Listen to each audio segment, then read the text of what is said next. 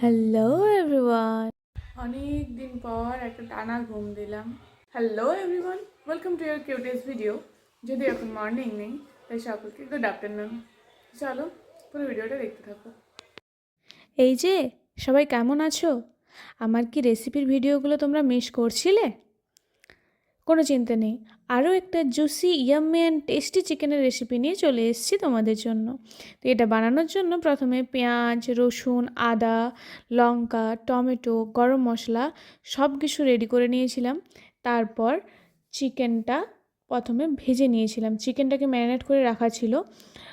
বিশেষ কিছু নেই, তেল, নুন, হলুদ আর ওই যে মশলাগুলো হয় চিকেনের যে মশলাগুলো ওগুলো দিয়ে একটু ম্যারিনেট করে রাখা ছিল অনেকক্ষণ ধরে, আধা ঘন্টা থেকে 1 ঘন্টার মতো রাখা ছিল।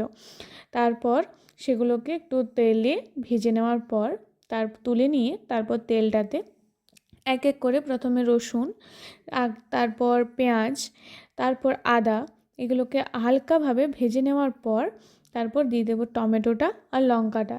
তারপর হালকা একটুকু নরম হয়ে যাওয়ার পর তারপর দেব জিরে গুঁড়ো আর ধনে গুঁড়োটা। তারপর একটুখানি ভাজা ভাজা করে নেওয়ার পর একটু একটু করে জল দেব।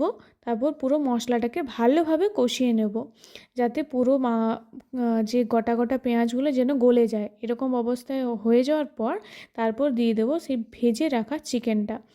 তারপর কিছুক্ষণ কষিয়ে নেব ভালোভাবে ঢাকা দিয়ে। তারপর দিয়ে দেবো পরিমাণ মতো জল। খুব একটা জল দেবো না, যার কারণ এটা একটু জুসি জুসি করব, খুব একটু মাখা মাখা টাইপের।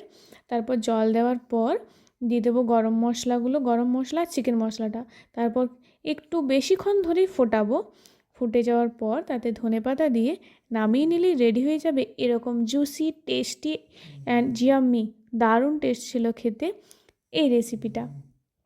তো তোমরাও বাড়িতে ট্রাই করতে পারো, অবশ্যই ট্রাই করবে। আমি তো বলবো অবশ্যই ট্রাই করবে, একটা দারুণ রেসিপি এবং নতুন রেসিপি। তো চলো আজের ভিডিওটা এই পর্যন্ত, দেখা হচ্ছে নতুন কোনো ভিডিওতে। আজের মতো টাটা।